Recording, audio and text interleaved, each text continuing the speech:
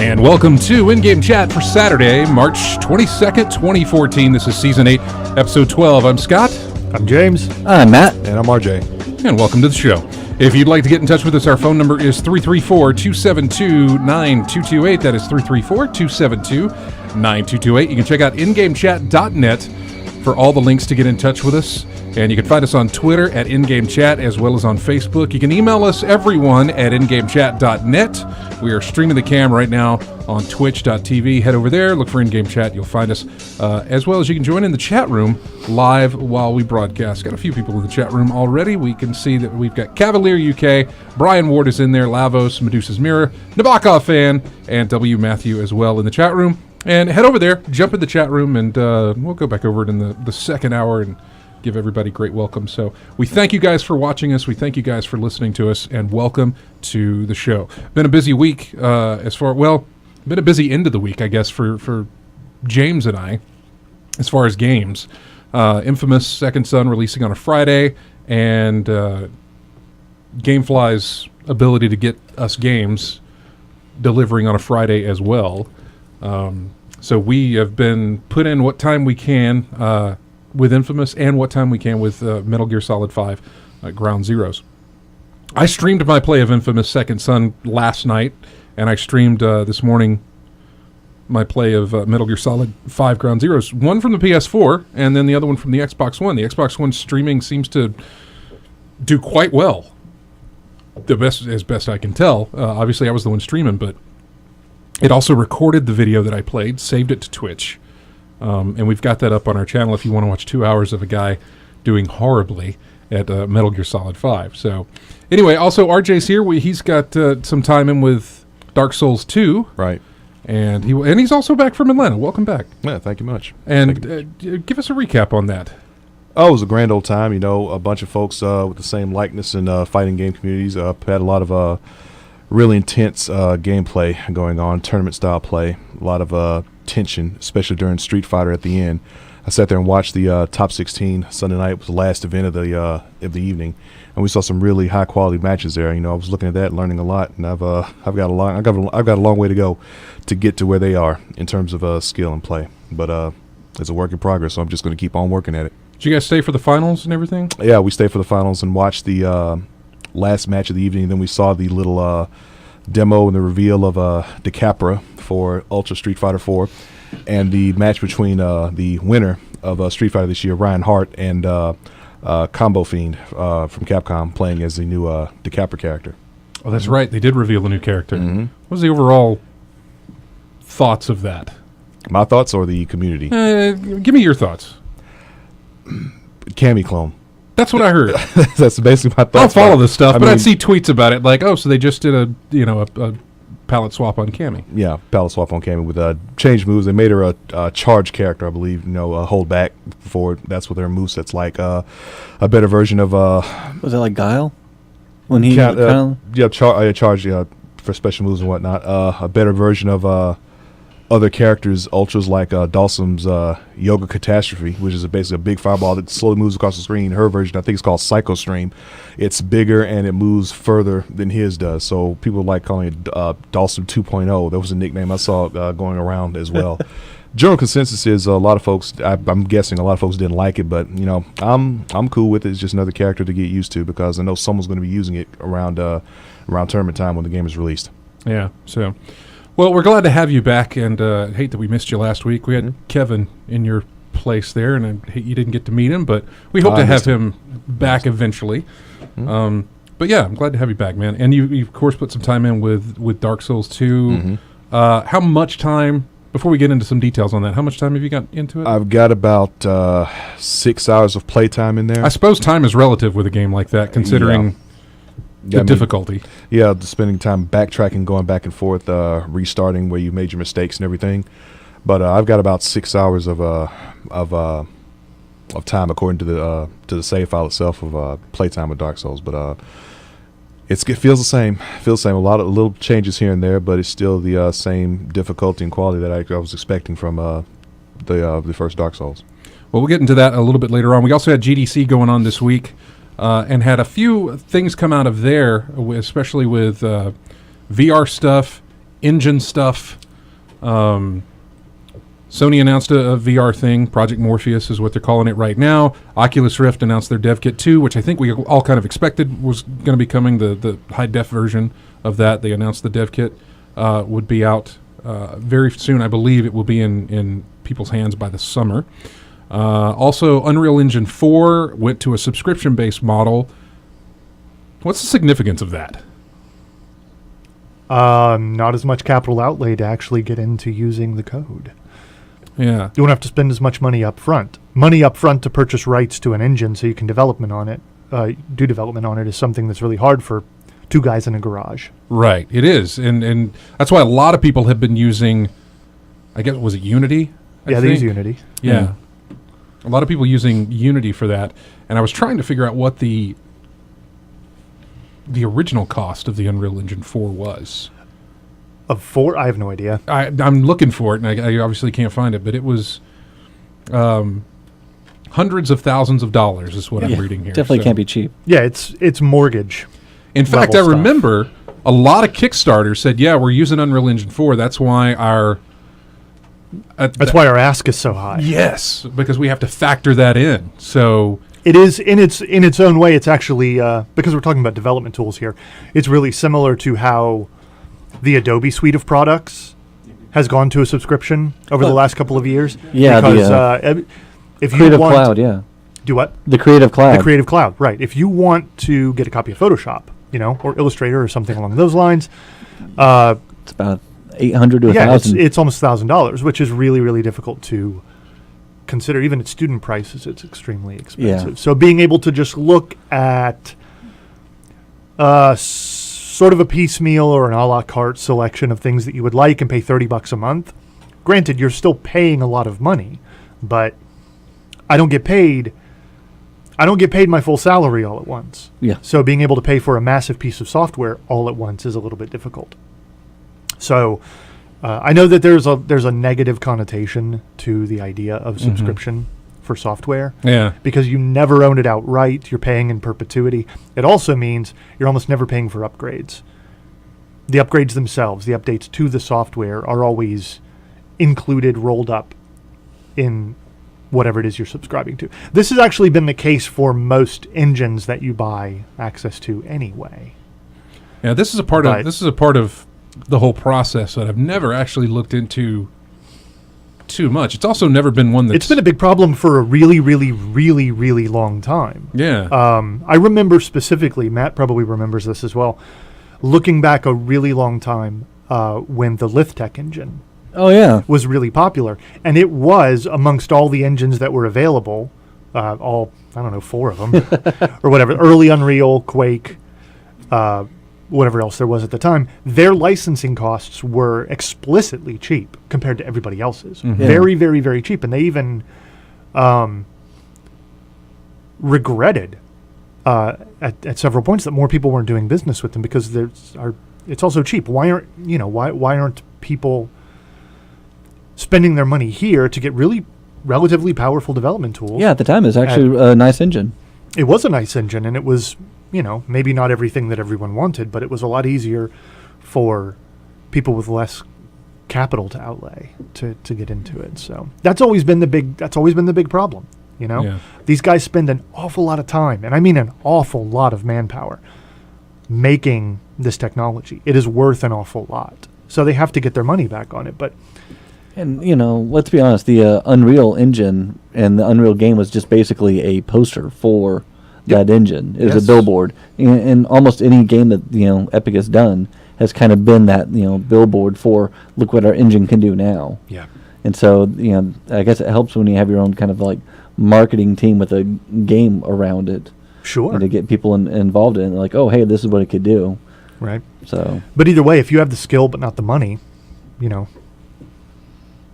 now you can actually get your hands on something that'll let you make a more powerful game. And I Crytek suppose. unveiled, they went the same route. Crytek went the same route. Far Cry. That's the way to do it now, evidently. Well, the Cry engine. Yeah. $10 I mean, that's all really what Far Cry was. was a display of the Cry engine. Yeah, Yeah. I understand. That's not fair. That's not fair. I mean, it was a good game. Well, then that's not all it was it? If it was a good game, that's not all it was. It was a good game, in addition to being a showcase for the engine. Okay. It was a fantastic showcase for the engine, honestly. Yeah. It looked, I remember the first time we were talking about that, the draw distance and just the beauty of that game. It got a little wonky in like the second half of the game.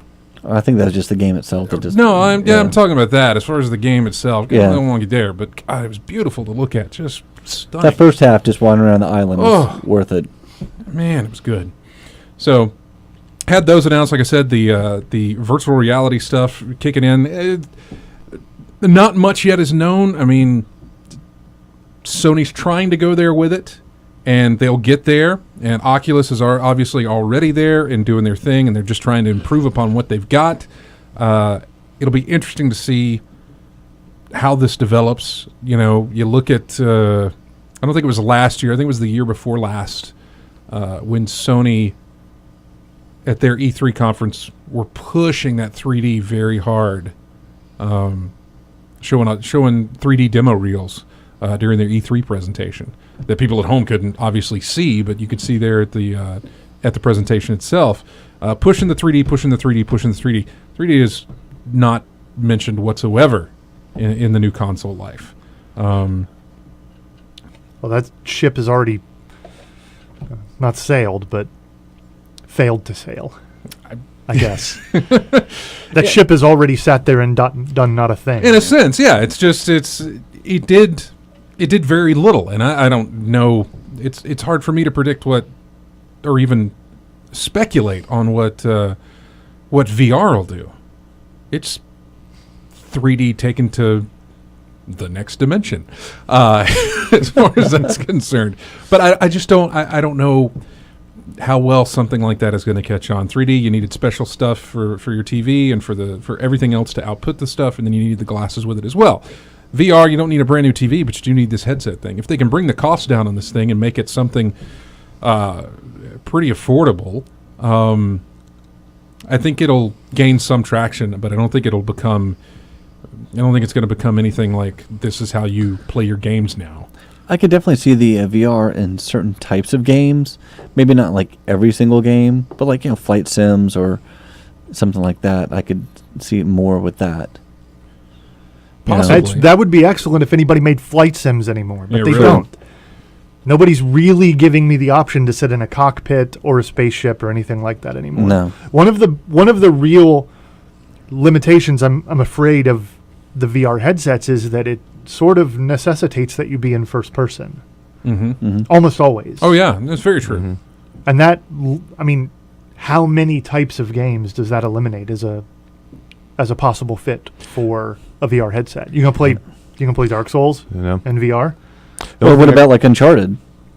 Right. I mean, how much of this stuff? I'm not saying that they can't find a way to enhance presentation, but even if it enhances presentation, it's sort of it cuts off a leg in order to maybe I don't know, man. This stop being excited about it for a minute. Yeah. Okay. There's nothing wrong with being excited about it, but stop being excited about it for a minute. Just a minute long enough to think about what it is. Again, like we're always saying, throwing cold water on every piece of hype and expectation in the world. Just think about what it is. Think about the real limitations. It's not magical. It's not possessed of any Asgardian level of technology. It's real stuff that we all have a perfect understanding of right now. It's just a question of it actually being put into practice. It has real limits, real serious constraints. It is going to have an associated cost. $200, $300, $400 most like. Something along that. And that's in addition to the other hardware you already have to have. This thing is unlikely to just be some kind of magical standalone device. It's only going to be immediately suitable for certain types of video games. It's going to cause issues for some people the same way that 3D did. There's a lot of people who won't be physically comfortable with it.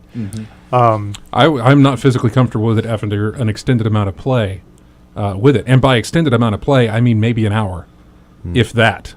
Maybe 45 minutes. But and again, it depends on the game. It depends on what's being done with it. Right, and I should stress that was with the previous Oculus Dev Kit, which is very low res. Very low res. Right, and so that's got some issues. It's not what it is another effort to sell gaming the same way they've become comfortable selling gaming. Something always has to be new, something has to be different, some major feature, some unseen facet, something new, something worth attaching an awful lot of hype to. Consoles in particular have not been the sorts of things that have simply gotten better, right? Better at what they're already doing. This is arguably the first time they've ever merely gotten better at what they're already doing. And nobody's really comfortable with that. They fully expect entirely new dimensions of experience every single time. That's unsustainable. But you have people that are constantly trying to convince you that it is the only way to move forward. Revolution at every hand is impossible. So trying to convince me that everything is going to be a revolution and is going to revolutionize how I experience things is, even if it's true, it's exhausting. But it's not true. I think that it'll be, at best, at its most successful, a niche product. You put the headset on, you can either choose to experience a first-person shooter type game in a different way. That makes perfect sense. That's perfectly reasonably doable right now. And then maybe you make a handful of games that are designed around it, that understand, spatial positioning, that allow for two screens of disparate interaction, one person on the headset, one person on the television type of stuff. That's cute. I mean, in my head, like one of my first thoughts is I want to put on a headset and I want Matt to put on a headset, and then I want somebody to reinvent the AH-64 longbow game from the PC from 20 years ago. Yeah. And I want the two of us to be able to co-op a longbow. Pilot in a Wizzo. Yeah. Like that would be something awesome. like that. Yeah. That makes perfect sense to me. Oh my gosh! Not Could that you anybody does imagine those anymore? Could you imagine X-Wing Alliance with multi-crewing? I can only imagine it because it didn't happen. Yeah. But yes, there are plenty of applications, yeah. But they are not endless. They are not limitless. It is not filled with fairy dust. It is not a piece of magic. It has real limitations, and just because Sony puts it in a slick package, just because Oculus hires John Carmack, they're very real limitations, and they have feet of clay, just like everything else does, just like Steam machines, just like all the other magic that were sold constantly. They're going to be interesting if they are realized at their best. But that's basically it, because there's still a huge business. There's still a really weird market out there. There's still an awful lot of people you have to serve, and you're not putting one of these in every home. You're not going to plug one of these things into one out of every 200 PlayStations, much less put one in every home. It's not going to happen. It's still much easier to make games that can be put on multiple platforms and be experienced by lots of people on big screens and small screens alike. So, but they will be cool. I'm not saying that they're going to crash and burn and be completely useless, right. But they are going to be niche at best. Yeah, they'll have their moments of. Look, 3D still does, man. 3D still got its moments of, wow, that's really awesome in 3D, but it's one of. There's a few, but there's it's just a few in a huge library of titles. If you look at movies, I would really argue that there's not enough of them to spend the money in your home. No, there isn't. There's enough of them to spend the extra $7 down at the at the IMAX. Yeah, There's just enough of those. I completely agree with you on that. And that's exactly how we're looking at for the VR thing, is that it'll have its moments. I just don't think that the moments will be enough for the price, probably for the asking price, for the experience. Well, and again, it's less about you. It's less about anybody in this room or anybody who's listening to us for the most part. Very true. It's more about the people who are willing to spend the time and the money to develop for it and to develop it. There are enough things in this world that are thoroughly useful in their own. My Vita's great. It's a fantastic piece of technology. But there are a lot of people out there who look at how many of them there are in the world and say, I'm going to do my simple cost benefit. Yeah. And if I spend my time and my money and my manpower developing for this device, am I even going to make anything? Am I going to get any kind of return on this? And the VR headsets are going to be the same way. 3D is the same way. You know, I think about this. I think about Steel Battalion back in the day. That big specialized controller for that game, and I'm thinking, okay, they've got to make something down the line to use this in something else, but it never came to fruition. A sequel. Yeah. If they would have made that controller was a USB, like for the 360, where you could plug it into a computer, that would have been wonderful. Oh, and you just map it however you want? Yeah. And use it on all of the simulation games that don't exist anymore? Yeah. I mean, we're talking about specialized hardware. People won't even make the kind of games that we want anymore. True. So, I mean, now having thrown terribly cold water on everything, I am personally, as an individual, extremely excited about. I'm excited about them being good. By the way, I didn't take very well to the Oculus headset, so yeah, I'm certainly hoping people can have a better understanding of what I personally want out of it, and design to that. But was it the low res that? It was low res and really tight FOV. Okay.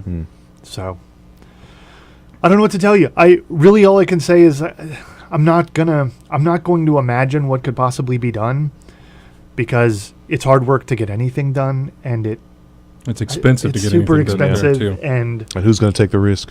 Not that many people. Exactly. As a matter of fact, not that many people. I'm really not convinced we're going to see. Apparently, what is it? Eve Valkyrie. Yeah, they didn't even want to make it. I know. They were just like, "Oh, this is just something that we made. This is just we were bored." Mm-hmm. Well, personally, I got some stuff you can do if you're bored. You got a game you could balance. Yeah. And you got another game in development. So whatever. I know it's not all the same guys, but that right there, that is exactly what I want one for. It's what I've always wanted one for. I don't want to use my hat switch on my joystick looking around my virtual cockpit. I wanted to actually look around my virtual cockpit, but I don't know, like flying or maybe first-person adventuring or something like that. Outside of that, I can't imagine what it would really do for me. I can imagine somewhat reinventing the strategy genre, being able to do like complete flyovers of a battlefield, like full for virtual. RTS? Yeah. Yeah. Full virtual, turn-based, whatever you want to do. Like full virtual type of stuff. I can imagine, it's somewhat more cockpit-oriented, but a Descent. Did you play End War? A little bit. I remember the trailer for that. It had the little screen with like kind of like virtual holographic stuff, and I could see something like that. Yeah. Where, Yeah, my mind that went to it's I think it's a Nabokov favorite, Ruse from Ubisoft. Oh, sure. Yeah. Which had a great trailer to kind of. Your first thought was that, this is for the Surface or something, because the way they were manipulating the battlefield and stuff like that. But yeah, I can. That's a good idea for implementation of the technology. But I don't know. Now that I'm bringing my box in here so we can stream, I should bring in the Oculus. That way we can stream one of you guys on it. Mainly, specifically you, Matt. Yeah. But yeah, so anyway, we're going to take a break. When we come back, we've got a lot more to talk about. We've got Metal Gear Solid, we've got Dark Souls, we've got Infamous as well. Tons going on. I threw Deus Ex The Fall in there, but a little bit of I did pick that up. Yeah, I picked it up too. They need to remember that they published that game and fix it a little bit. We'll talk about all that and more coming up in just a bit here on In-Game Chat. We'll be right back. Here is music from Sword and Sorcery.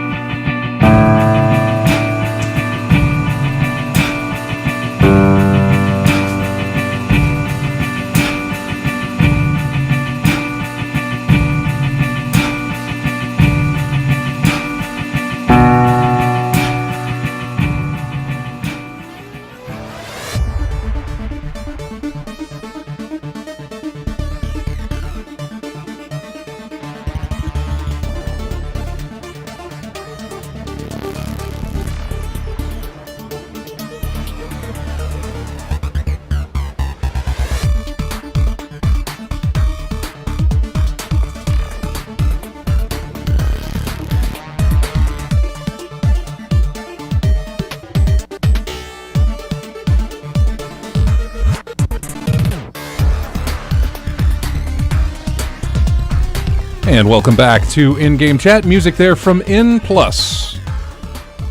which I believe is getting a sequel in ++, coming up very soon for, I believe the PS4 is getting that title, which is interesting. I'm not sure if the Xbox One is, but I know the PS4 is getting a lot of promotion, or it's getting a lot of promotion for being on the PS4, which is, again, interesting because originally it was an Xbox exclusive title for the arcade.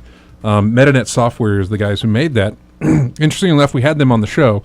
They didn't have anything necessarily bad to say about their collaboration with Microsoft, but they weren't overwhelmingly, positive about the experience and what they had to go through. So seeing them show up on Sony's platform, which of course embraced the indie games, situation, both at E3 and just later on with everything that you could do. It's not surprising that they would go that way. But welcome back to the show. Going to get into some of the games we played. Let's start with RJ, because he's the only one that has played, out of everybody here, he's the only one that's played Dark Souls 2. Mm-hmm. Tell us about some of your experience with that. When did you immediately start after you got back from Atlanta? About a day after. Did you put any time into it before you went? Did you do what you said you were going to do and not play it at all? No, I didn't play it until I got back. You're good. When I got back from Atlanta, that's when I started playing it.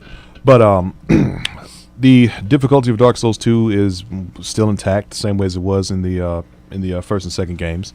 The few little improvements that they placed in there is you have more slots to carry your weaponry and equipment and things of that nature. But first thing I did notice also is that your weaponry is very brittle. I mean, you have a meter under your icons for your shield and your main weapon, whatever weapon you have on at the time. And I noticed this little bar. It took me pretty much no time for that bar to get down like half strength or very little strength at all. I mean, so I'm looking for a bonfire or something to rest at so I can renew the strength of it, or maybe a blacksmith to help prepare the weapon as well. But the durability of all my stuff was like really, really low. So finding those bonfires was a real top priority for me. Now, someone could correct me if I'm wrong on this, but when the first Demon's Souls and Dark Souls was played, you can be invaded by other players online if you were still in your human form. I don't think that holds anymore in Dark Souls 2 because I believe you can be invaded whether human or hollow form. So really the only way to protect yourself is certain items or burning things in a bonfire or playing in offline mode.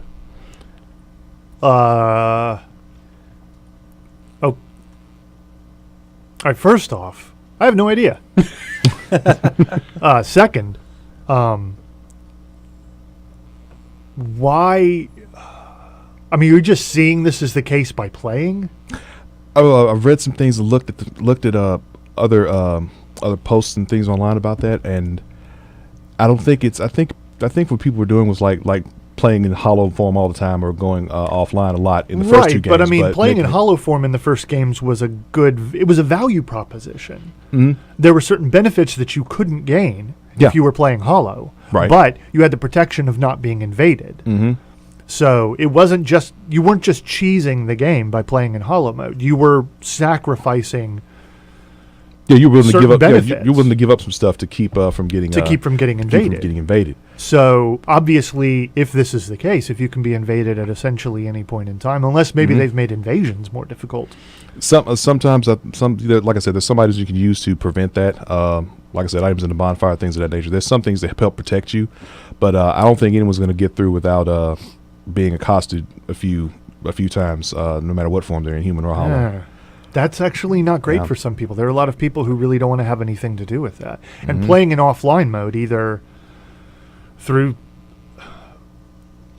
a fair and proper option, which I don't think is there, or through, again, cheesing the game and unplugging your network cable.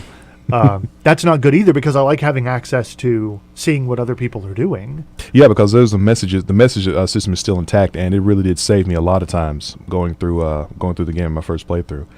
I've also I have a question. Have you found the message? Are they more helpful than anything? Is it like, or do people try and come together and help each other out with the messages? Or no, there's still folks who tell you jump off a cliff in a heartbeat. No, okay. You're still gonna get that. Try jumping.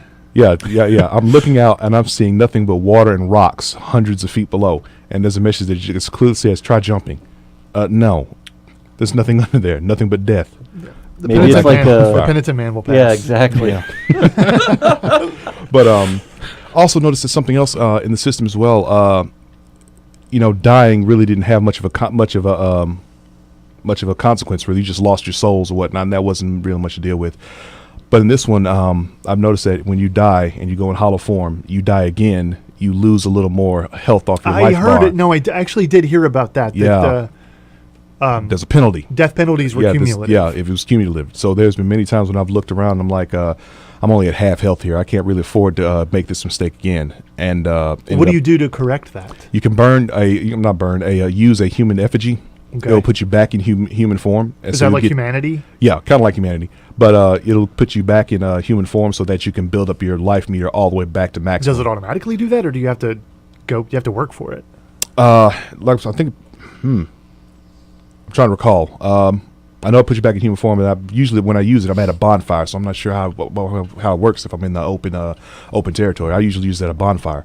But I know it makes it available for me to fill it up back at the bonfire when I refill my health. So it just resets your max. Resets the max, yeah. Okay. Resets your max, because if it you can't get to a point where you lose like being cursed, when you lose like half your health and you got to get the curse broken before you can get that all that HP available to you again. Right. Yeah. So I remember that much as well. Equipment loads, I also remember as well. There's not much of a penalty, not too hard of a penalty in it as it was in Dark Souls 1. How if you got like over 50% or something, you got real sluggish or slow. It'll tell you how much weight you have on you in your status screen. But I didn't see much of a penalty in there as well. I mean, if you keep it low, as usual, if you keep it really low, you'll be really fast. But if there's a little more leeway here and how well you can move around, depending on how much equipment you have on. So it's there's little improvements here and there. Transporting between flames is available from the get go. Right. So you can do that. Your item box is there as well. You don't have to pay 4,000 or 5,000 souls like in the first two games to get an item box to get all your excess equipment there as well. Right. So like a little more accessible, but the difficulty's still there. I mean, it's still from what I've played so far, it's still more a very accessible challenging in game. Some respects, less accessible in others. They let you move around more, but it's still a very challenging, very fun game to me to play through. But I'm still discovering stuff as I go, and I'm enjoying what I'm going through so far. I look forward to when it actually releases. What's that? April? late April? Yeah, late April. Late April on the PC version. But yeah, I'm having a good time with it. Did I see anything about? There's a thread on GAF about some kind of downgrade for that thing. What have I been? Yeah. What's the situation on that? The situation is that a lot of advertising. When the game was first shown, it was shown with an incredibly dynamic, really, really nice, relatively high resolution set of videos. There was, in particular, I don't know if it was, I don't know. I've tried not to spoil myself, so I can't know too much, but there was an awful lot of functionality tied directly to the lighting and shadowing system. About certain places in the game being fundamentally inaccessibly dark. And about carrying a torch and lighting torches along your way and doing certain things like that was sort of elemental to your progress through the game. That's how it was shown early on with very dynamic lighting system, very dynamic shadow system. It looked really, really rich, a lot of post processing. In the end, it did not look like that at all. It was very, very severely downgraded from what they initially showed, for the obvious reasons. They couldn't get a playable frame rate on the PS3 or the Xbox 360 with that kind of engine. It's a new engine from the first Dark Souls. Dark Souls 2 runs on new tech, or considerably new tech. So they evidently overestimated how much performance they could get out of the old consoles by building in the new engine, so they had to downgrade it significantly. This happened over the course of the development process, but a lot of the advertising, a lot of the promotion stayed the same right up until the last week or so before launch. And that's when more and more real, more and more videos that were representative of the final product got in front of people, and they were pretty upset about it. So, but that's been going around a lot. It happens a lot. It's been happening for years, but people are more sensitive to it now. The hope at the moment is that the PC retains some of those assets when the PC version comes out in a few weeks. Yeah, it's unlikely. Yeah, that's sad to hear. Well, why? Why develop with multiple different assets? Why develop two significantly different versions of the game? It doesn't ever happen. I know. You've been playing PC and console multi-platform games for a long time. It doesn't happen. Yeah, not when they're released so close together. I guess where my head is on that is that, that hope that... See, that's not your head. That's your heart, because you said hope. Yeah. That's your problem. And I'm specifically talking about Watch Dogs from what we saw of that being horrible looking from their recent reveal, and just thinking, well, they're showing off the PS4 and the Xbox One stuff, or PS4, I believe is specifically what they said that was footage from. The 2013 footage and I'm just was PS4. The 2012 footage was very specifically a high-end PC. Yeah. It was never on a console. But it was also before they announced the consoles. That's true as well. So they never said it was. And but of course, downgrading like that is a big worry for people. I remember I jumped into another Arkham Knight thread of people saying that these screens looked great and this is truly next gen now, and I thought I responded. It's a lie. No, I didn't say it was a lie. I just responded that I'm just not putting my faith into this. You've heard this before. Yeah, it's like I've seen, many times actually. I don't recall ever not hearing it or seeing it. I don't recall anybody ever showing a game for the very first time using the assets that were available in the game when it launched. It just doesn't happen. They're either showing CG, they're showing pre-rendered stuff, or they're very, very carefully selecting things that aren't gameplay. Or the favorite one that I've heard before is our target. Right. Yeah. This is our CGI trailer, but it's our target trailer of this is what we hope to get it to look like. Yeah, people don't win competitions until they hit their target. So maybe you should try hitting the target and then telling me that that's what you've done. Yeah. I don't know. You could look, there are a lot of arguments. Nobody is saying that there aren't reasons for downgrades over time. Nobody's saying that there's anything wrong with having a development target. But don't advertise the target. Just don't. I think that's all anybody's really asking. With the Dark Souls stuff, nobody was angry that the game looked like hot garbage on the PS3. Nobody's angry about that. Everybody knew that it was going to look like hot garbage on the PS3 because it's a 7-year-old console. Everybody's pretty philosophical about that at this point. It's not a big problem. Nobody's super mad, right? Everybody understands I'd rather have, something that's kind of ugly at 30-ish frames per second than something that looks kind of okay at 12 frames per second. Everybody understands the need for playable frame rates. Yeah. They understand the compromise. What they don't like is being told one thing and sold another. Yeah, Dark Souls, what I'm playing now, I'm not even thinking about the looks, but it's still the same system, and I'm like what I'm going through. It's about the fun that I'm having with the thing. Looks or Dark Souls never seemed to be a game that you go on a tour trip through of, hey, look at all the pretty scenery. Although it can be if you do it on the PC. Although it's got some. I was going There's to say no reason it can't be. It's all about design, but it's. I mean, look, there are people who don't care about graphics. I am not one of those people at all. I am very much a person who cares an awful lot about graphics. But if I have to, I would rather trade really excellent graphics for really solid frame rates. Always. I cannot They can get away with some little graphical fidelity. Sure. Yeah. And there are a lot of things that you can cut out of a game that would vastly improve frame rates and that most people would never notice that you had removed. The worst thing is like when you're in a key moment and you're trying to, do whatever kind of feat in the game and it starts chugging on the frame rate and, it starts dropping. I hate that. But then what would you blame your loss on? The mouse button. It's the not mouse sending, button, right. Yeah, it's not sending your mouse information cord is quick too enough. thin. It's not Yes. carrying enough of the signal along fast enough. Exactly. Some other sun was in garbage. my eyes. Yeah. The point of going into that was making that I was talking about the Arkham Knight thing was that I said that I don't trust the screens anymore, and then in parentheses I also said I'm also losing my faith in videos, as well after the situation with what they did with Watch Dogs, and so. My rule for that used to be, if there's no UI, it's not trustworthy. Right. Yeah. But then they showed the. But then they showed the UI. They showed what's the thing with the name I always get wrong? The one by Ubisoft.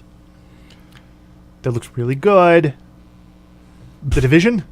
Yes. Yeah. Right. They You showed got it that right. with UI. But I don't trust it. I don't trust it. They even showed an engine demo, I think, just recently. They did an engine trailer. They did. Yeah. They did. Snow Build, Snow Blind. I can't remember. Snowdrop. Snowdrop. That's what it was called. Something with snow in it. But yeah, they did show that off.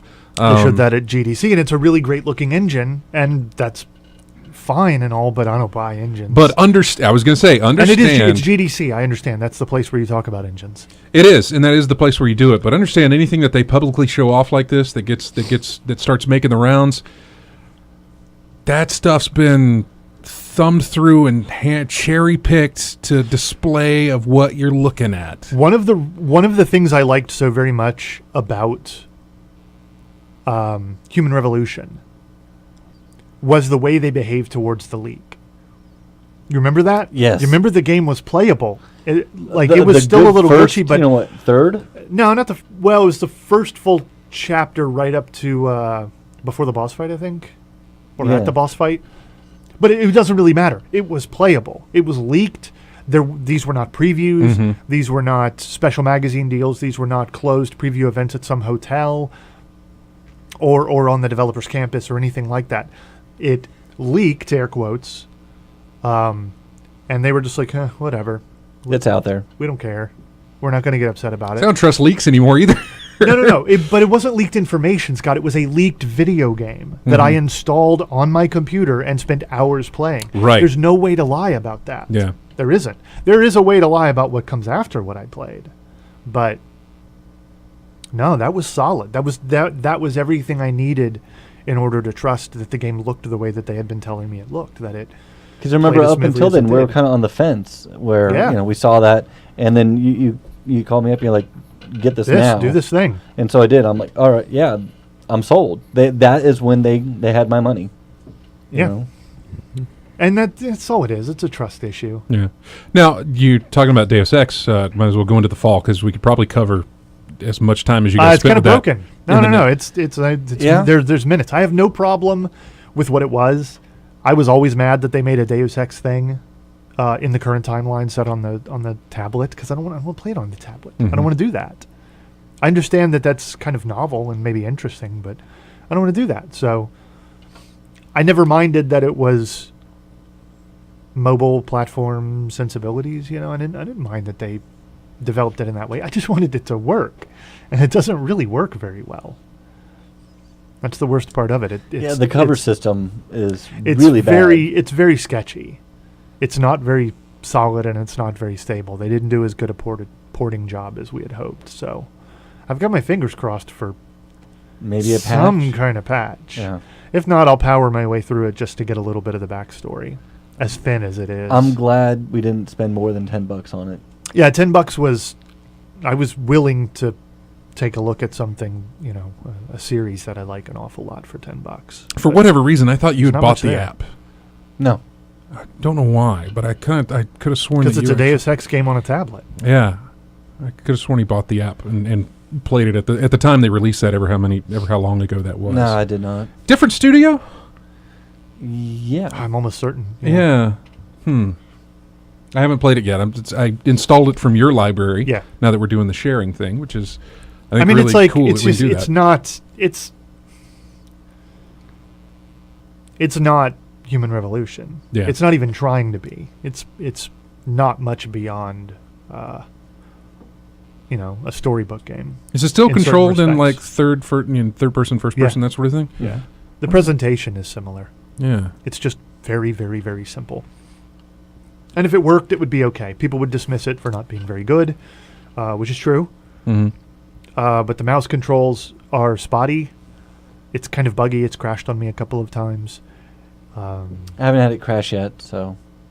Hang up, I guess I should say. It hasn't actually closed the program on me. But it's got audio issues, syncing issues, and files not playing, and things like that. Yeah, I haven't installed it, but I haven't fired it up on there. It had plenty of other things that's taken up my time as far as what's been released, and then something. And of course, I told you that I was grabbing it from your library, and you're like, "Yeah," you told me, and I was like, "Okay, then I can pass on it," and that sort of thing. I did launch for the first time in a while SimCity. Because that finally went offline. Because it finally did the offline What is that, a thing. year now? Yeah. In fact, almost to the date, a complete year of saying we can't do this. What a bunch of crap. Somebody did it after a week. I know. One of your fans did it. And while it's there, and if anybody's looks at that as a sign of, okay, now I can get into this because they have an offline mode, I would still say avoid it, because if they can make it offline, I really hope that they can also give you bigger plots of land to work with. The Great big tracts of land. yeah. What? We'll talk about it later. Monty Okay. Python. Yes. Huge Tracks of tracts of land. land. If they can give you those, You've got a deal. Yeah, bet I'll but pick it up. It's just entirely too cramped, small. You can't. It's ridiculous, and it needed a lot of things to be fixed. Number one being the offline, and number two being the land size. So I'd still say hold off until they can do that, and by that time it'd probably be down to a decent. By that time, there'll be a sequel. See, and that's probably what you'll get out of your sequel. Here it is, offline mode from the start, bigger tracts of land, and tons of stuff. That SimCity 5. that we should have put in. They'll make SimCity 5. Yeah, exactly. So, but Maybe. anyway, I don't know. I don't know. They seem really reluctant to. they may not make anything. They may. Yeah, that's also true. Yeah. In fact, I think a lot of the devs from the place pretty much left about 6 months into its release. Most of the people, the head people at Maxis who were lead developers on the game itself, got out of there, either fired or left. And then we lost even during GDC. We got a lot of people who left. Yeah, people leave. They do. People go places. One of the guys from Sucker Punch, who was heavily involved with Infamous Second Son, left his position. Mark Whitten, Yep. getting out of, what was his position at Xbox? CFO? He was like, no. What's wrong with you? I don't know. No, he was like the hardware guy for Xbox. Yeah. Oh, that's right, because he went to the wireless speaker place. Yep. Sonos, I believe, is the name of the company. And he got out of there and left. Somebody from Konami that RJ is more familiar with than I am, as far as the guy who was working Castlevania on guy? Castlevania. Koga Igarashi left. Now he had specific reasons of. Yeah, the Konami, they're focusing on social gaming, app things like that, not like the big titles he's been used to. So he's going to go do his own thing. I guess good luck. Yeah. I don't know. Unless you want to come over here. If you want to develop over here, this is a better place to not be developing for mobile. If you want to develop in Japan, good luck. Their entire market is the not mobile. our market. Yeah. I'm trying to think. Was it Inafune for Capcom? Sure. Yeah. Yes. Yeah, doing Mega Man. Mighty Number 9. Yeah. I think is he doing that? It is just Mega Man. Yeah. Yeah, it's just Mega Man. Yeah, but he's doing it here or I think I so. thought so. He was doing it here. I don't know. I shouldn't say. I don't know. Well, he did a Kickstarter for it. Yeah, he did a Kickstarter for it. Yeah. And again, precisely because of wanting to make his own thing, which is great that ability is out there for them to be able to do that. In fact, I think we gave away an autographed copy of a game from him. Lost Planet. Did we now? Yes, we did. Way early in our first year of doing this thing. I bought a copy of Lost Planet. I can't remember who it was. A friend of mine that I knew was going to a signing of Lost Planet because he was going to be there signing copies of Lost Planet. And we got it signed on the 360 and gave one of those copies away. So, interesting. Well, we're going to take a break here. When we come back, we got Infamous Second Son to discuss. Metal Gear Solid 5, which, Matt, you did not... I did not pick it up yet. You did not get it. Okay. Really wish you had. If only for the fact of you're more familiar with the franchise than I am. But, yeah, we'll talk about that when it's time. Yeah, because we almost got some early copies of Infamous Second Son. Almost. Almost to the point of me and James already on the phone talking about, this is going to be so great because now I can start and then... Twice that night. Actually... Remember when you used to could rely on human error? Yes. Now, stupid computers. Computers getting in the way, like checking against authorized sales. Listen to how the rise of the machines works. They're not going to take over and everything. They're just going to prevent us from buying games before time. Yeah. Yeah, or it was anything else. So close. I'm on the phone with him, and he's like, "This will be great. I'm going to get my copy tomorrow. Tonight. You'll get your copy tomorrow." And then I get this little message like, "Oh, wait. POS is blocking me." Yep. Yeah. And then it was 3 times that night I got blocked by the POS. 3 times? Oh, you try it. What did you go to a different register? Oh no, I went to Walmart. Different stores. Yeah, different stores. They all had them. They just wouldn't sell them. Yeah, they all had them out. And I even had a friend check for me at another Walmart. Yeah, Walmart's usually good for messing up street dates. I know. I've done that several times, but nope, they wouldn't this time. They're like, "Oh, no, it's not scanning. We're not going to sell it. We'll have to take it off our shelves."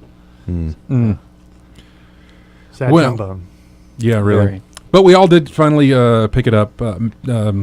James got a PSN copy. He bought from online store. I've got physical. Where did you buy? I bought the physical copy of it. So we'll talk about that coming up next.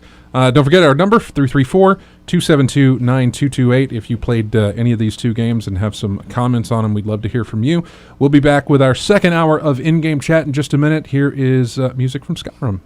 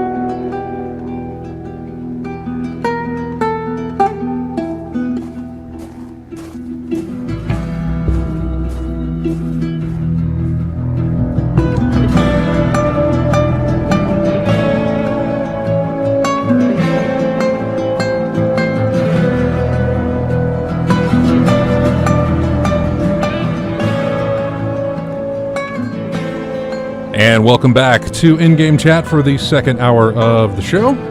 Music there from The Last of Us.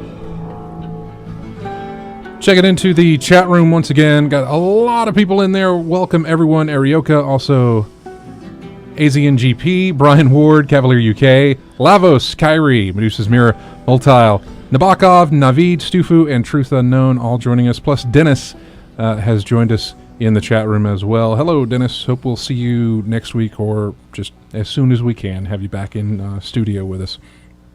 He mentioned in the chat room that he hates that he does not have a PS4 because he really wants to play Second Son because it looks I took it to the so office very good. In order to download it.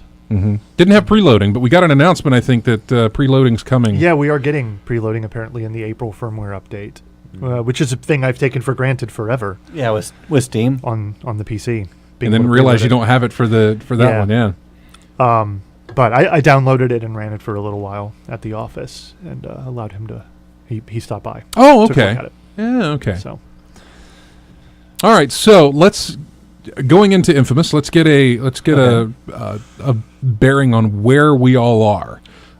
First off, for anybody listening, we're not going to be able to spoil anything to you because we only have the two known powers that exist right now. Mm-hmm. Smoke and Neon. Those have been revealed multiple times. We don't have anything after that.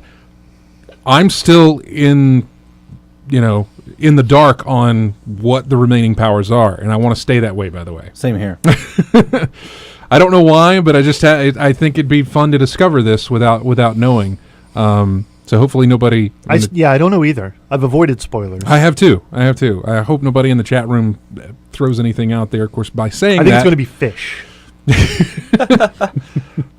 It's Seattle. There's a fish motif that's very present, and I think you're going to be like the Swedish chef. No, it's not the Swedish chef. It's the Len. chef. It's the other dude who throws fish. Oh, okay, yeah, Len. you're right. Lynn, yeah. The fish boomerangs and everything else. Yeah, it is that other guy. Yeah. Yeah. I got my your Muppets confused.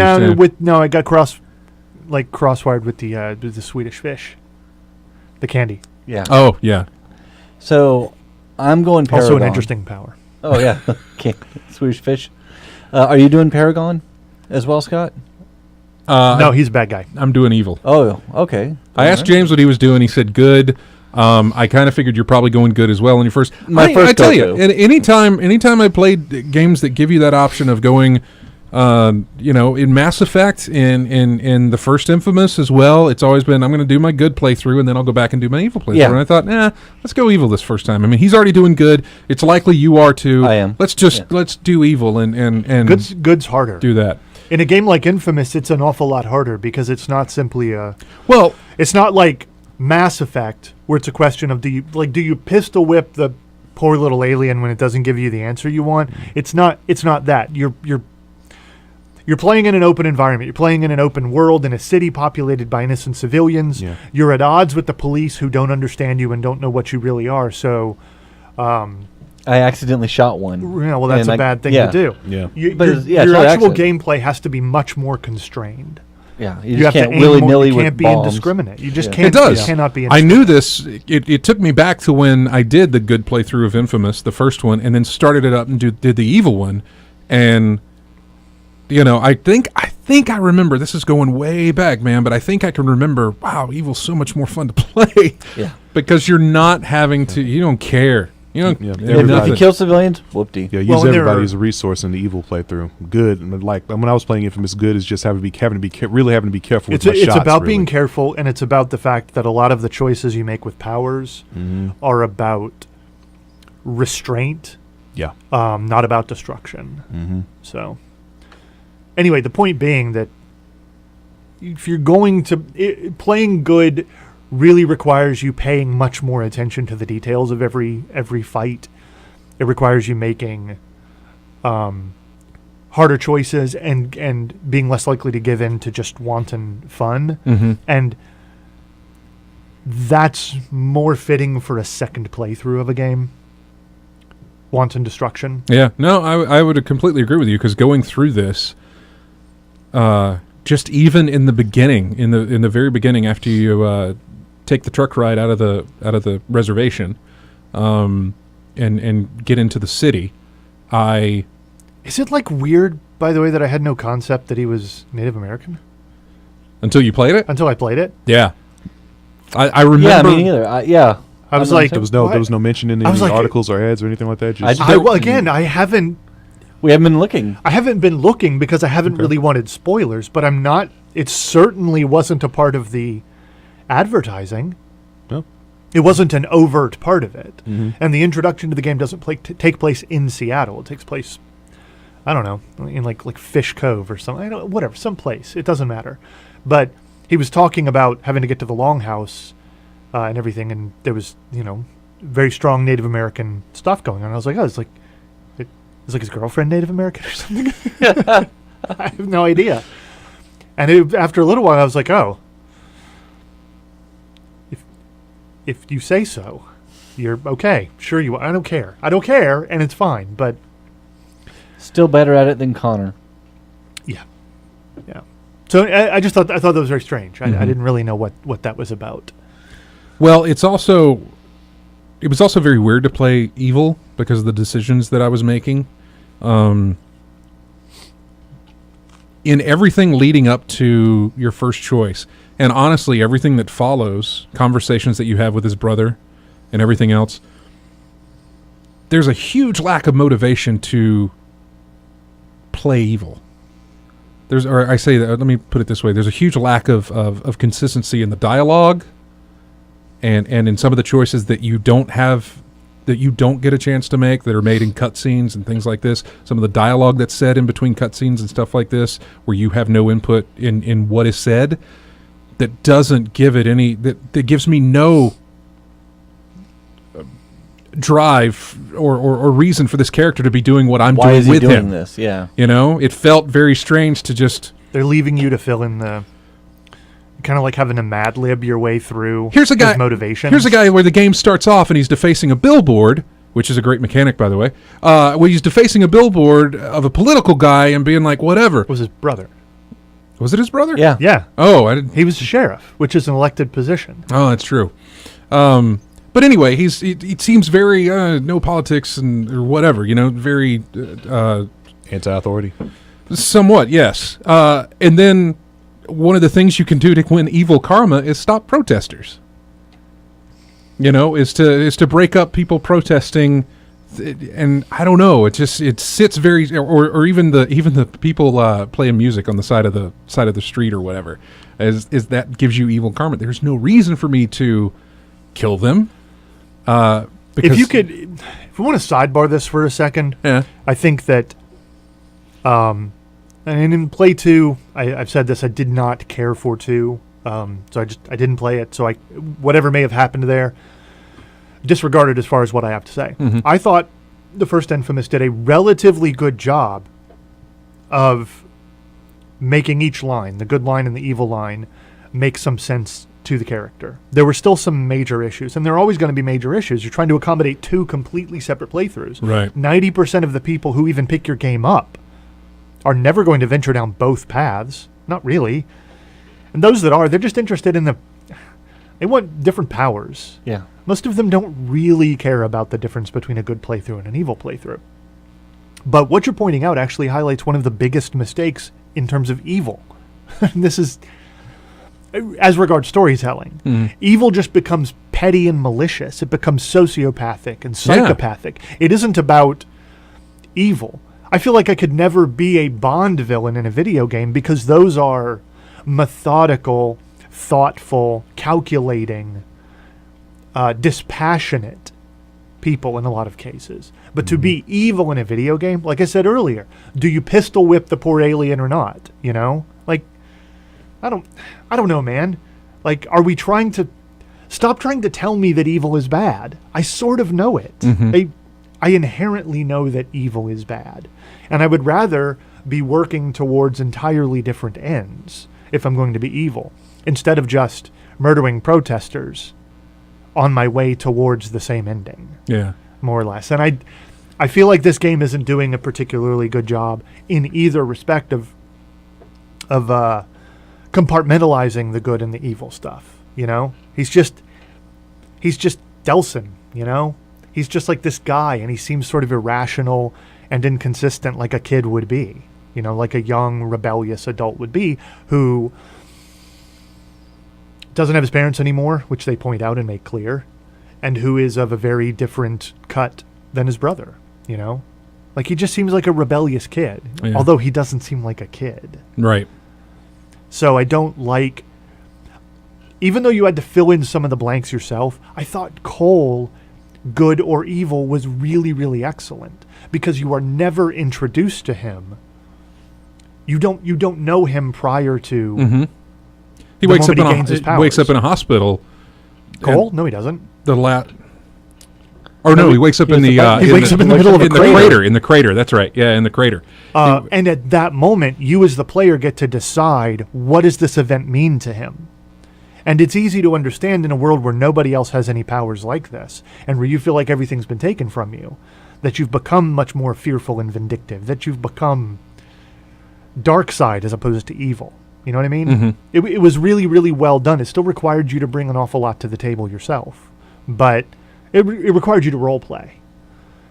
But this one, I can't even role play my way into good. I'm really just filling my blue meter. Yeah, that's a great way to look at it. That's all I'm doing. I'm okay. This time I'm doing blue powers. The next time I'm going to do red powers. Yeah. I don't feel like it's even nearly as good as Infamous, and I don't think that the first Infamous game was nearly as good as other things, or as good as it could be. Just fill in the red bar is that's exactly what I'm doing. But I tell you, the first time that I started doing these things that would fill that bar just felt unnatural, honestly, for that character. Not for me to be doing them. Just felt unnatural for that character to be doing them. Which is funny, because filling the blue bar feels unnatural. It's strange. Why out of nowhere would he decide all of a sudden to be good? Mm-hmm. He wasn't. He was talking to his brother about, I'm going to help people. I'm going to save lives. I'm going to do all this other stuff, and I'm going to be a great guy, and I'm going to go help all my people and follow the concept of what the whole story is supposed to be about. But there's nothing in him that makes me believe that he's that guy anyway. He's not very social-minded. He's not very group-minded. He's incredibly independent. And all of my actions don't necessarily speak to the story, and we are dangerously close to talking about ludonarrative dissonance, and I don't want to do that. The point is, I think it does a poorer job of explaining the differences between the two playthroughs, but the morality system is very much at the heart of Infamous. It's not secondary. It's not sort of unrelated, and you can't really ignore it. Mm-hmm. You absolutely have to pay attention to which one you want to do in order to see the game that you want to see. Otherwise, you're locked out of a lot of the gameplay. Yeah, and your power set too. That's what I mean. Yeah, you're locked out of an awful lot of the gameplay. What are some of the little side things? Not side missions, but street things that you can do. Not kill people. Seriously. Yeah. There's stuff all over the place that I could do if I wanted to get red points. Okay, so they show up just as well on yours as they do. They're collateral damage. For blue points, there's you can stop the drugs. Yeah, there's drug bust or help police out. Those are the only two blue things I ever see. Or if you have like a civilian that's like, you could heal a civilian, that'll give you blue points as well. Yeah, but not much. I usually get mine mostly with the skill power of like restraining people. Yeah, you basically, wherever you're able and wherever you're in combat with the bad guys, it's okay to kill them because you're in open combat with them and they are the bad guys in this universe. But if you go out of your way to disable them and then restrain them as opposed to killing them, that's where 90% of your blue karma comes from. And then you could actually accidentally execute them once they're restrained, and that'll give you negative karma as well. But it doesn't add up to much. It's actually not a difficult. How far into your? I'm like level 4. Good guy. Same here. Very, very close to level 5. Now, how does he restrain people? You press triangle. Yeah. You could press triangle. What power-wise? He pins it's very similar to the way it was in Infamous. He pins them to the ground using either neon or smoke powers. Or smoke pinning smoke pinning someone down. Well, I don't know, man. One of the powers you could actually like it'll get like the cinders in their eyes, and they're sort of like they're stunned, and when they're stunned, then you. No, it's choking. It's choking smoke, and while they're choked, you go over, and then you Then you could put them to the and ground. then you body slam them, which is apparently good. That's so apparently how you're nice to people. So when you say restrain, I'm thinking about the electrical bands that I've only known in Infamous 1 and 2. Yeah, But, it's like that. It's not as, contextually speaking, these powers are crap. They're crap. They're gorgeous. Mm-hmm. But they're gorgeous. Don't get me wrong. They look lovely. They're eye candy, really. That's all. Well, and they're yes. These things were not really possible previously, not the way that they are currently. And they're incredibly fun. They're very well made and they're very well designed. But one of the things, again, referring to how much I loved the first game, I thought that it followed a strict set of rules and followed it well. He is a superhero, and superheroes usually have a power, a way of doing things. And the creation of him as a superhero, the sort of instigation of the eruption of his superpowers, was very specific, and they all followed a specific set of rules, and they all acted so perfectly and behaved so perfectly where those rules were concerned. And those rules answered a lot of the problems that open world games usually have. Why he doesn't ride in a car, why different sectors of the city were only accessible at certain points in time, things like this. I thought that it was, while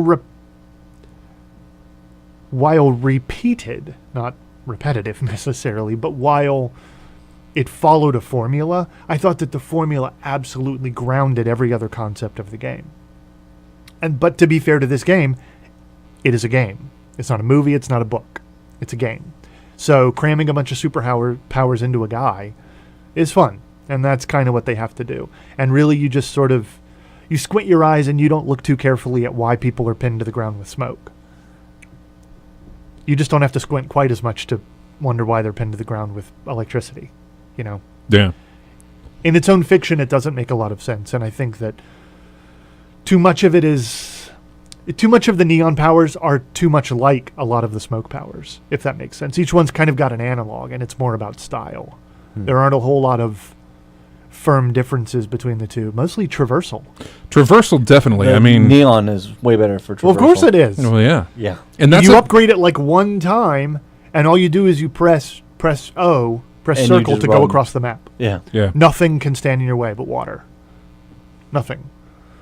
And Straight that up the didn't side even- of a building, across a street, through a mob. It doesn't matter. It's Well, I will say this: in the first canopies will impede your progress. Yes. Yeah. I've gotten stuck under an overhang or something like that. That's like a canopy or whatever. To me, this one, the grappling, for building climbing and traversal seems a little bit not as. it's not even good. remotely as good as it was previously. But Yeah. that's how you got around previously. it's Yeah. the only way you could get around previously. Only way you could get up. Or at get least. up, put it that way. Yeah, traverse vertically was the only way you could do it. Was to do the building climbing. And here, I can dart an event, and I'm up to the top of the roof if I need to be. Yeah. And then just dash, hover, dash again, hover, and then make my way to I can dash over a vent, which will shoot me higher, or I can dash into a vent, which just launches me out of the top of the building. But when you do have to climb, Oh, it's terrible. it looks ridiculous. It's one of the things I went back and last week after the show, I went back and I started playing Infamous 2 just a little bit. I was like, is it really as bad as I remember? And it was a bit. I got further in it than I did the first time I played it, but every time I was climbing a building, man, I thought this looks ridiculous. It's just him hopping up the side of a building. There was no real fast way to get up a building like there is in Infamous 2, and I'm glad they kind of said, you know what, let's try and not have them, let's put it in there in case for whatever reason they use it, but let's make our vertical traversal a bit better this time. Let's just kind of eliminate the need to have to do that sort of thing so people don't look at it as much. And let's give him different powers that can do it for him. But yeah, you're right. Traversal for Neon, it makes me wonder what the other powers are going to bring as far as traversal. Will it get even better? Flight, maybe. Yeah, something like that. Unimpeded, unrestricted. That would be awesome. It would. To get to one of my complaints that I had and that was shown last night, Cavalier UK is in the chat room, and he stayed there through that entire marathon session watching me play. checkpoints are horrible for me. What do you mean? I would traverse the map ever to my goal, to wherever I needed to go. But if I failed that, it put me back. Yeah. Way back to a main mission, not any of that side quest stuff. Yes. Completing side quest stuff had no bearing on where they would drop me in case I died. It would put me either back at the last main mission I did, or the last mobile command thing that I had done. It really annoyed me after a while on some of the ones that I was. Obviously, it made me play better because it was like I don't want to have to go back and have to run through this again. But yeah, that was kind of annoying. But outside of that, you're right. Some of those powers are just beautiful to look at, especially as soon as it got night and you could see some of these things. It was just really, really, really pretty game. I love the way the controller works as far as the touchpad integration, spray painting. The spray painting was really cool, and the way that they used the speaker inside the controller. Oh yeah, I can tell you after switching over and playing Metal Gear on Xbox One today, and then him telling me how Metal Gear on the PS4 uses the controller for the speaker commands. It's like, I hope that's a thing that becomes the norm further along in these console things, to put speaker in your controller. It's just something really cool about that. The first thing you do in Infamous Second Son is you spray paint a billboard, as I mentioned, and you have to turn the controller sideways and shake it. Then you have to shake it up. The little ball bearing sound comes out of your out of the speaker on your controller, and then you spray paint with the right trigger and move it around and do that. Felt weird at first while I was trying to find a way to grip that would not cover up the light bar and also whatever else, and then what? I thought. What are you gripping it with? A tail? No. Did you still have it vertical? Yeah. No, you're not supposed to do that. You just hold it vertical to shake it. Oh. Then you hold it like a controller and squeeze the. Oh, I'm keeping it turned and spraying. Yeah. Man alive, dude. What is wrong with you? No, dude, it works. No, man. I didn't even think of okay, now I can put it back the way it was. It's like turn it, shake it, spray. That's what I did until it was done. No. You're like holding like you're playing high velocity bowling or something on PS3, because that's exactly what you got to do. Hold the controller with hold like a bowling ball and have it vertical, all types of shaking, all types of difficult stuff in there. That's weird. No, not at all, dude. Didn't do that at all. It's the only game that was like that, man. Well, you can be sure that when I go and play it again, I'll probably not remember, but I'll try to remember to flip it back over and do it. Yeah. Like a normal controller. You don't even have to You just shake it. And you just shake the controller. You don't have to change your grip on the controller at all. You know how you have two hands on the controller? Take one of the hands off and then shake it. That's all you have to do. Don't do what the cartoon hand on the screen tells you to do. Don't ever do that. Thing lies all the time. Well, I did what it was telling me to do, and I kept doing it that way. But anyway, it's not a problem, and now I know better. So that'll be nice. But that was interesting how they did that. The touchpad for draining smoke or neon stuff. Yeah. There were so many times that I was. See, that's not what they did in the previous games. It was R2, I believe. It was one of the trigger buttons. There's a good reason for that. Yeah, because it didn't have a touchpad. Because it didn't have a touchpad. It was one of the triggers, and so it took me a minute to get that down that I had to press and then hold it down. Sometimes the touch doesn't react to it, or I will be just off by just a hair to get close to it to make it do that. Normally, wait a minute. Okay, again. What? Just off how? It's basically just a button. Position of my character to the to whatever the power I want to drain. Okay. I thought you were talking about the your issues with the touchpad. Yeah, I mean, you walk up to something and you get the button prompt. It's no different than if the button said X or triangle or R1. Yeah, I know. It's just a button.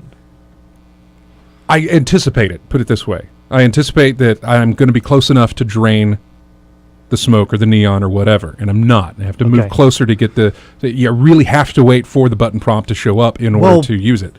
Yet again, that's sort of been true of all button prompts in the history of button prompts. Infamous 2, Scott 0. If I anticipate it and already have the button pressed, it still doesn't work until you... But this is how button prompts work. This has nothing to do with the touchpad. The touchpad, it's only behaving as another button. Yeah. And I thought you were... Well, then obviously I'm asking about... You were making comments about your feeling about the touchpad. Mm-hmm. And it's just, in this respect, it's not doing touchpad stuff. It's doing button stuff. True. That's all it is. The only other touchpad-y type of thing it's doing is when you're actually having to swipe to disable one of the turrets, or swipe to open a door, or swipe your finger on the scanner. I kind of like that. That was interesting. That was actually cute, and you did it once, at least in the hours that we've been playing. You can actually do it anytime you walk up to one of those things. Yeah. No reason to. No. They have a shard inside of them. They need to be destroyed. They just you have to destroy them. Or holding up to swiping up and then holding to lift out the power core to do the mobile command unit. Yeah, to disable that. No, it's there's nothing wrong with the touchpad integration. It's perfectly fine, and I find that it works really, really well as an extra button on the controller for anybody that chooses to implement it like an extra button on the controller, because it's really, really big and easy to hit. You know what I mean? Yeah. For something like that. I was trying to think of where it came into play. Something came into play last night while I was playing it. Something came to mind about the gameplay, and thinking, nobody yet has not that they need to, but a uniform way of using the touchpad or anything like that. No, they don't. They don't. And not that they need to. New experiences can come up with that thing plenty of times. You said they were using it in Ground Zeroes for... I've played 3 significant, I guess, big things so far that each used it differently. Assassin's Creed 4, it was the map. I didn't particularly care for the multi-touch, for the pinch and the swipe and all of that stuff to control the map. I didn't really like that. I would still use the analog sticks. But at any point in time, you can just jog your thumb up, hit that button, and the map pops up. It was that was your map button all the time. And I really, really liked that. And I find myself really wanting to do that in Infamous. I really want that to be my map, because you have to check your map, often enough for it to be something that you need to get to. And you can't even get to the map with a single button press in this game. No. It takes at least 2. So I would really like if it was that, but they're using it for, actual gesture integration. So, whatever. It's not that big a deal. Absorbing power is something that happens often enough that, again, putting it on that button is totally fine. Ground Zeroes uses it for the bottom left corner for your pause menu, the bottom right for your options map. Or no, for your iDroid. Seriously, I can't believe they called it that, but whatever that is, they use it for that. So I find myself trying to use it in a way that another game implemented it.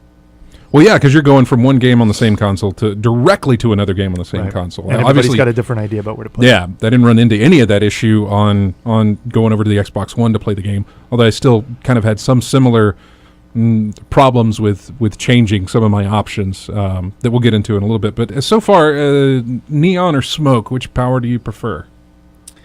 It kind of depends on what I'm doing. Traversal neon, combat neon, smoke? Sometimes, yes. Although... No, man, combat neon. If there's a big group of people, you can snipe with slow-mo. Yeah.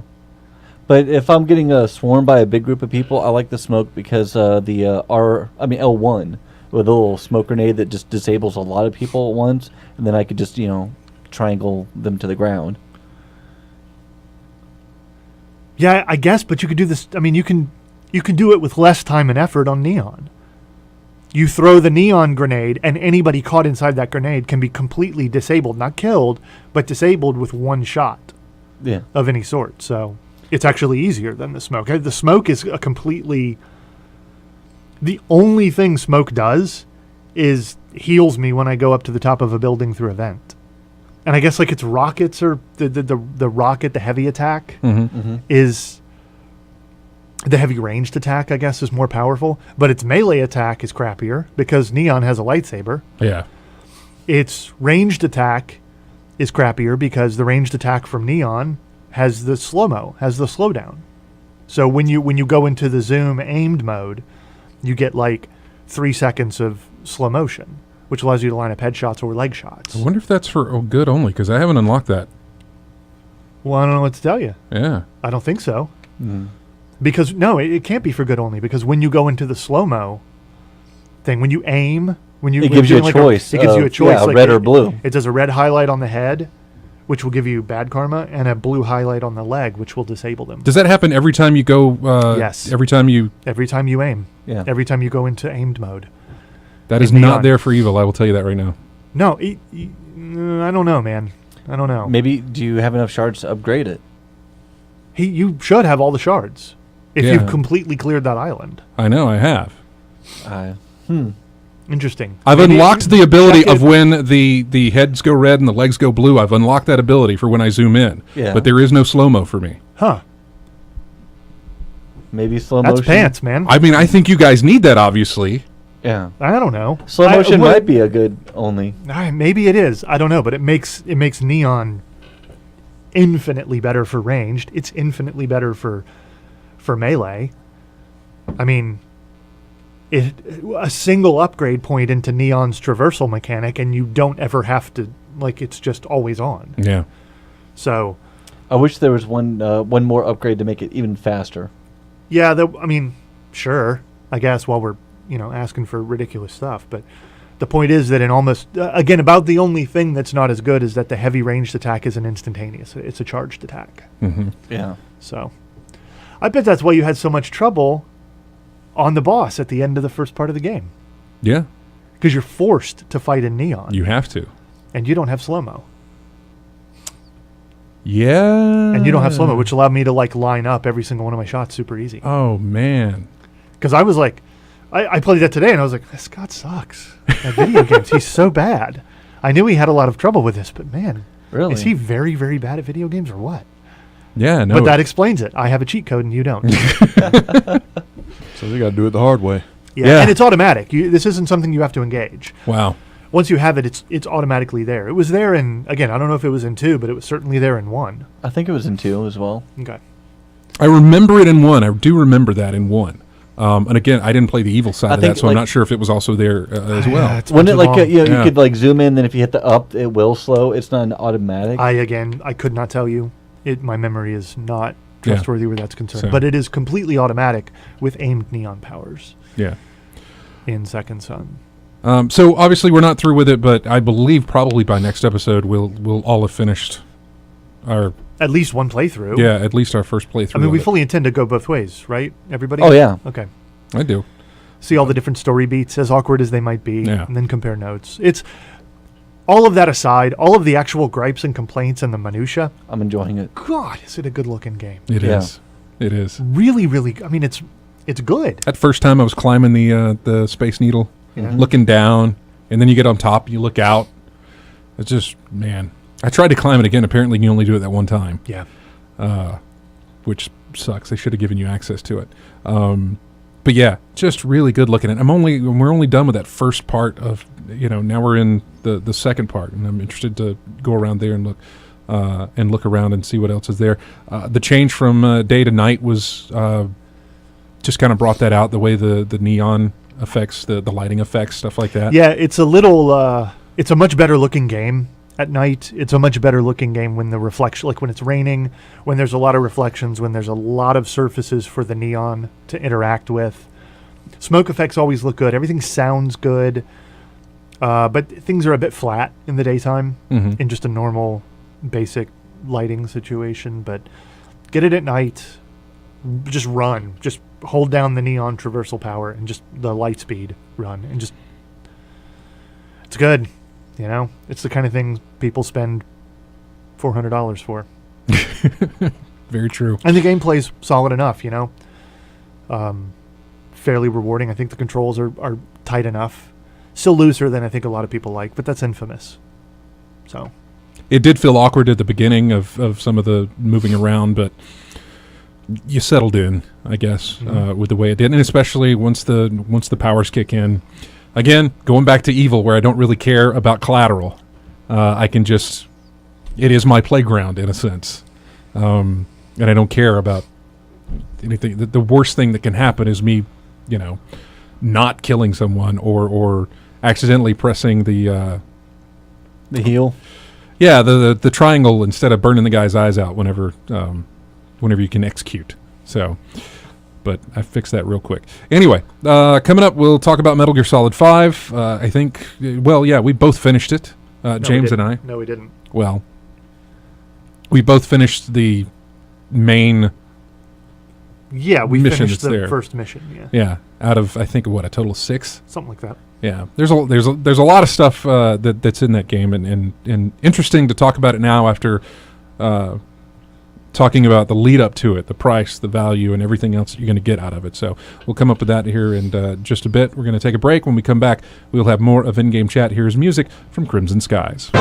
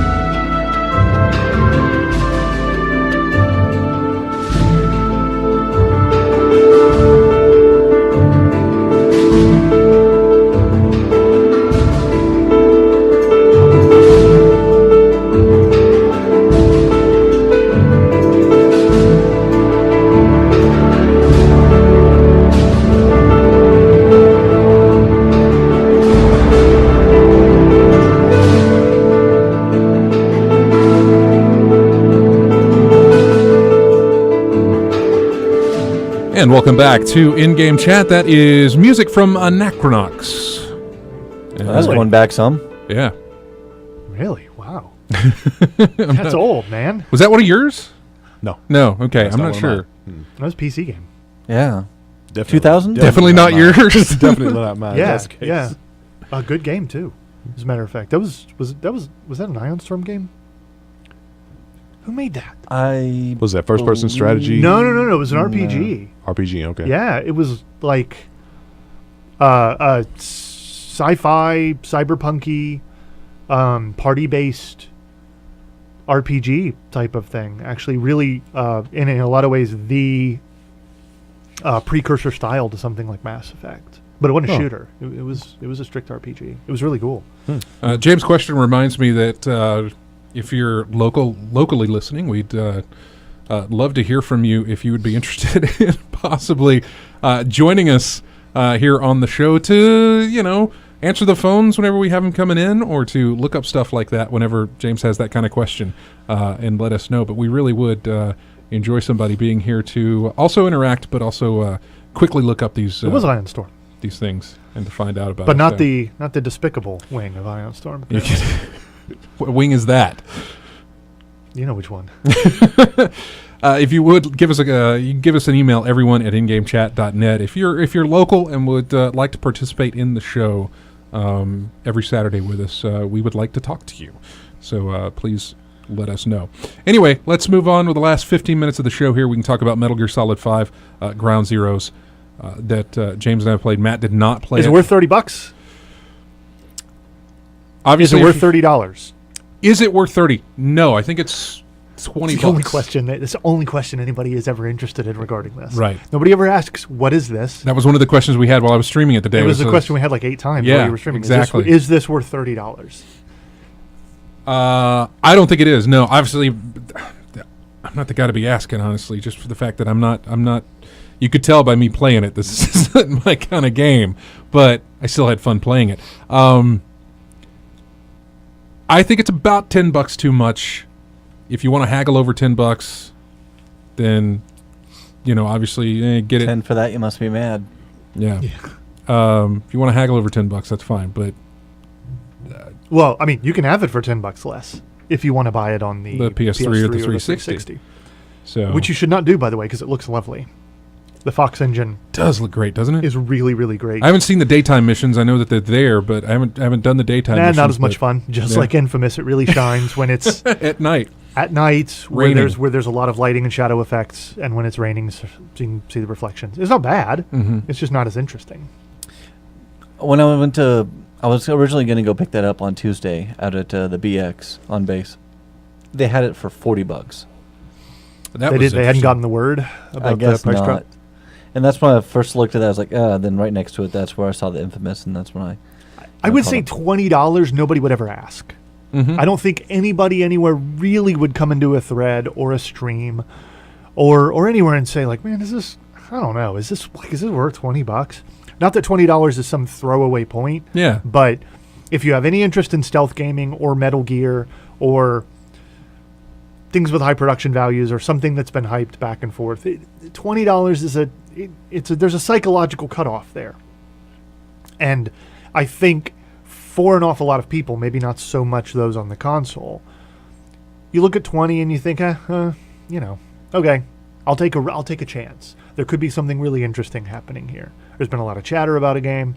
$20 isn't going to kill me, unless I've got a bunch of other stuff I really need to be spending it on, but that's neither here nor there. Mm-hmm. They're asking 30 for it. Is it worth 30?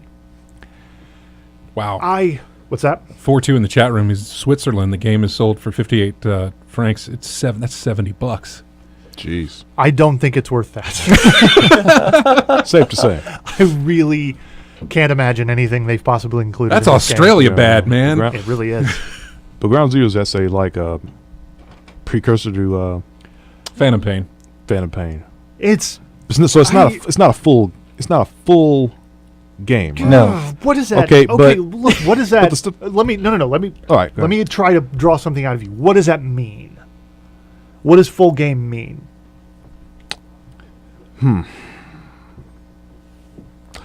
Dang. For Metal Gear? No. What is full game? What does it mean anymore? I mean, we've spent our entire lives, we've spent our entire history with this medium, understanding the games came in on plastic discs, inside of plastic cartridges, something to that effect. They come on a piece of medium that is completely controlled by an enormous industry. They cost a certain amount of money. You buy them in a package. You put them in your system. You play them. They live in this tiny little enclosed thing. And then when you're done, maybe you sell them to somebody else or you lend them to a friend or you get a little bit of money back at the retailer, something like that. But in the last half dozen years, everything about what we consider them to be, everything they've always been, has just kind of fallen apart. If you're still looking at them the way that we looked at them 10 years ago, you're not looking at the same thing that anybody else is. I don't want to borrow someone else's argument because I thought that it was a little unfair and it wasn't well grounded, but is Gone Home, is that a full game? It's about 2 hours worth of your time for $20. Is it a real thing? Yeah. I mean, but is it? Are you sure? I thought so. I mean, I was entertained by it. If Gone Home is a real thing, regardless of price. Or Dear Esther. Then, yeah, sure. If it, now you're getting a little fruity. But it's become incredibly difficult to define what the real thing is. Yeah. It's so hard to do. I didn't want to buy this. Scott got one for each platform. Fine, I'll borrow it and I'll put it on my system. We'll take notes. We'll compare. Yeah. We'll have some answer to all of this garbage hyperbole. We'll dismiss it, and I don't really want to get into it because the internet's already hashed all this out. The problem is I put it in and I load it up, and I didn't like Metal Gear Solid 3. I didn't like the direction it took. I didn't like that Kojima was like drifting off deeper and deeper into space with his weirdness and his storytelling, but it's fine. He maintained plenty of fans, and that's okay. I did not play Peace Walker, which was only on the PSP. There's a lot of people who would side with you with it. Sure. Not played it. And it was a direct sequel to the game that I didn't like and did not finish. So the real problem with this game is that it's a sequel to, I think, two things that a large number of people haven't played. Because, just by nature of the numbers, more people are going to play on an actual console. Yeah, more people, I think, are more familiar with the Solid Snake timeline than the Big Boss timeline. Yeah, and that's, again, it's fine. I don't want to say that those people don't deserve their own timeline or their own sequel, but I come into the game not knowing anything about it. I got to save this bloke and this girl, there's a bunch of drama. Who are from the previous game. Right, and they're like Paz and Chico, and I was like, who? I don't know what I don't know what that is. I have no idea what that is, but okay. Yeah. This guy isn't Snake. I don't know these people. Why am I in Cuba? Who cares? It's Metal Gear Solid. I'm going to let it tell me its story. Let it convince somebody like me that I should care at all. And surprisingly, it's got something going on. It's got actually a lot going on. There is every ounce of that trademark Kojima polish, that ridiculous attention to detail, the replayability, the branching outcomes, the secrets, some amount of collectibles, all of that different stuff. There is definitely something going on here. It's got a beginning. It's got it's things that are established at the outset. It's got conditions for success. You could easily. What did you spend playing it? 2.5 hours? Yeah. I mean, you suck at it. I suck at it. And that's why. I'm not great, but I'm better at this kind of game than you are. I spent about 2.5 hours because I was being incredibly careful. I was playing very stealthily. You were not. No. I spent about an hour trying to clear one of the secondary missions, one of the side ops that opens up after you beat the main campaign. You could spend 10, 12 hours in this game without even trying, man. The thing about it now, if you like this kind of game, I played through it. I streamed it through the Xbox One. It actually saves to Twitch, so you can watch that playthrough on our Twitch channel. It's 2.5 hours. I really wouldn't suggest you watching it, unless you really want to see how bad someone can be at this. But anyway, I played it. When I first started playing it, I thought, man, let me just get through this so we can play it, so we can talk about it, and then I'll just send it back. But after I was done, even though I was horrible, I still had fun playing it, and I thought, I really want to do that again. I didn't have time because we were doing the show or anything, but I was like, I really want to do that again. And then because there's other ways to do it. There's tons of other ways to do it. Other ways in and out. Unlocked other stuff. But this was while the credits were playing, so it didn't show me what I had unlocked as far as the new missions and stuff. I'm still sitting there thinking, obviously I'm not really thinking about the value of it, but I'm just thinking about my time with it as somebody who's not really a something that this game is marketed to for me. I kind of like stealth. I'm apparently much better at Splinter Cell at this than I am with Metal Gear. But the last time I played a Metal Gear game was Metal Gear Solid 4 when it came out. I played that when it came out. My first time playing it was the last time I played it. I never went back to it. In that time, I played Splinter Cell Conviction and Splinter Cell Blacklist. So those two games have come out. But playing this, it's odd to say that these 2 hours that I spent playing horribly were something that I wanted to revisit. I did. The fact that it comes to you in such a compact package, but has so many different ways to consume that compact package. I was like, this is great. I can do a playthrough of it, and then as soon as I'm done, this is something I could easily fire back up and go through again. I can't do that with Infamous Second Son or something, or another game that takes a long time to go through one playthrough. You want to stop, you want to go play something else, you want to get that out of your system and then come back to it. This is something that I can go through, be done with it through one playthrough, and then say, okay, let's do it again, but this time, let me turn off these options. They give you a lot of options that you can turn off. Let me turn off these options or turn off these enhancements, or let me, instead of using that same route that I did, let me do it this way. Let me go through it again and not take anyone out or not get in the tank like I did this one time. There's a ton of possibilities, and it was easy for me to say that I want to get back into it once I was done with it. And I can't say that for a lot of games, not because they're bad, but just because getting back into them takes a considerable amount of time. It's an investment. It is. It's a time investment. Yes. But this was... hey man, this was fun. Let me do it again, and let me do it differently this time. I can't say that with Gone Home. Gone Home I can complete in never how short a time I can, but it is one thing only. You go through it that one time. That's it. This just has a lot of variation to it. And I say that, and it's odd saying that after leading up to it and saying, I don't know, not knowing what to think. But then it's got 6 unlockable missions, I believe, 6 extra. It's got side ops, and it's got some other kind other side mission type things specific to each console, by the way. Yes, yeah, and it very much feels like the kind of game you want to. You don't walk in, roll through it, see everything there is to see, put it back on a shelf, and you're done. Some games are like that, and that is fine. This game, it's very odd. If Kojima just released a game and it made total sense, if you could compartmentalize it, have it out, discuss it in the matter of a couple hours, and then be done with it and move on, well, then it was never a Kojima game to begin with. It is very tight, very polished. It is not how I want to play Metal Gear, but it is fine. This is something that I don't want to say savor. You don't stop and smell the roses. It's something that you want to go back to it over and over and over again. Going back into it in a slightly different way, taking a slightly different approach, doing a slightly different mission at a different time of day, under different circumstances, allows you to distill from the same mash a slightly different result. And at the end of it, you get other little pieces of information that help you paint a complete picture of where you are in the Metal Gear continuity for this period of time, where you are leading up to Phantom Pain, where you are after the events of both this game and Peace Walker. Mm-hmm.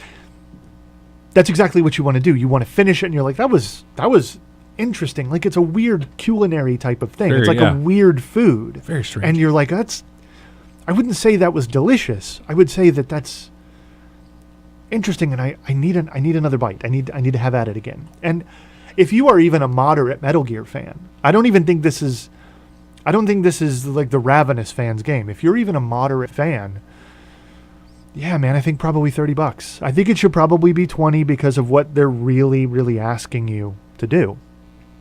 But Stufu says the idea of replaying Ground Zeroes reminds me of people talking about how many times they replayed the very first Metal Gear Solid 1 demo. Oh, man. I've talked to you about We've that. said that. We've talked about this. 8 hours, 9 hours. It's very much the same thing, only polished up and packaged in a way that makes sense replaying it for 10 to 12 hours. Mm-hmm. There's a lot there. There's a lot there. If you just want to tourist your way through it and see what exists on the surface. Yeah, and even saying that there's a lot there and that I want to get that replay value out of it, $30, like I said, I think, like you said, $20 and nobody would really have an issue. It wouldn't be a discussion. As it is, if you are a big Metal Gear Solid series fan, if you played Peace Walker, if you really loved 3, if you are absolutely ravenous for Phantom Pain, this game is a bargain at $30, truth be told, if you're a big enough fan.